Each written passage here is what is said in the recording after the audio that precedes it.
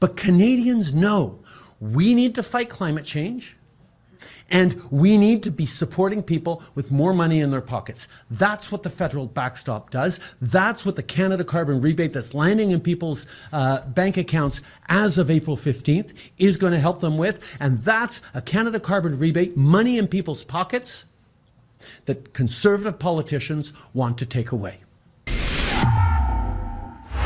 Adam Soos here for Rebel News. You know, the Trudeau Liberals and the Singh NDP, they're radical environmentalists, and their WEF agendas, their World Economic Forum agendas, are ultimately what's behind this carbon tax.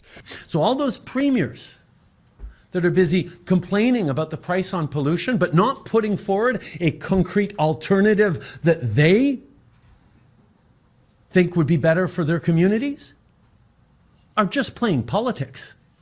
You know, these folks, they aren't shy at all about jet setting around the world from conference to push their radical agendas. And you know, I was thinking to myself, it would be pretty great if normal Canadians, normal Albertans like us, well, if we could take to the skies too in order to share our perspectives.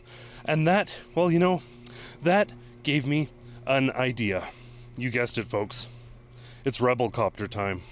Well, that's right, ladies and gentlemen. It is once again time for the Rebelcopter, and this time it is donning clear messages to axe the tax, and on the other side of this beauty, to spike the hike, sending a clear message to Ottawa elites that Albertans and Canadians, well, frankly, they're just trying to get by, just trying to pay their bills, and this time around, they won't stand for it.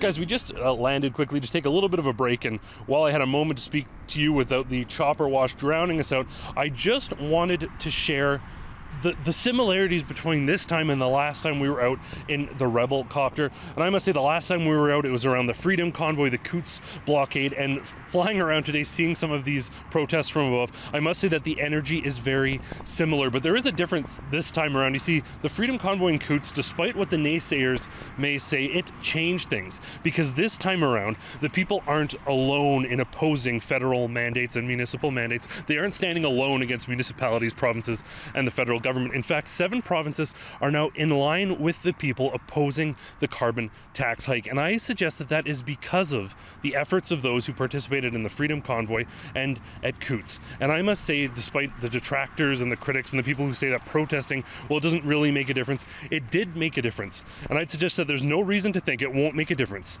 this time around as well. Well, I'm very happy now to be joined by Matt Hassan, the helicopter owner and pilot. I guess my first question for you is sort of what inspired you, what motivated you to get this sort of clear message adorned on both sides of your helicopter and take to the skies of Alberta today? I've been watching what went on in our federal government for quite some time now there, and I'm an owner of a construction company, and the fuel, that the carbon tax, it was noted to some that the carbon tax that'll be burning in this thing will be expensive today. It's not near as expensive as the 50, 60, 70 pieces of construction equipment we're running on a daily basis. So it's hurting us. Those costs follow up through the developers follow up through to the homeowners. The homeowners are getting the brunt of the cost. And how much of that? I mean, obviously, lots of people will criticize and condemn that it happened during the last protest. It's going to happen this time around again. But how much of this is really about people just taking a stand and normal people trying to pay their bills, being able to afford to heat their house and put fuel in their car, not having to choose between one or the other? I think we got into this situation by not saying anything. So I encourage my family, I encourage my friends to speak up.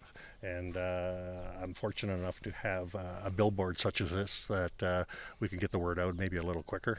Well, it really was an absolutely beautiful day today in Alberta. The opportunity to go to the skies and look down on this beautiful province, check out the beautiful city of Calgary, and to really just understand that this is a place that is absolutely worth fighting for. And politicians that are pushing taxes and nickel and diming people to the point where they simply can't afford to stay, can't afford to survive, well, that is not right. And this stand understand this effort to stop the carbon tax that is being mounted right across the country, well, it genuinely matters. I want to thank Matt for taking us up in his helicopter. I know some people from the ground saw this. We got as close as we could to some of the protests. I will note that the RCMP did have some drones up, which sort of limited and restricted airspace, so there's no doubt the federal authorities are keeping an eye on these events, and I want to let them know we're going to be keeping an eye on these events too as they unfold, with many suggesting that they're going to be remaining protesting the carbon tax hike until the carbon tax is scrapped absolutely.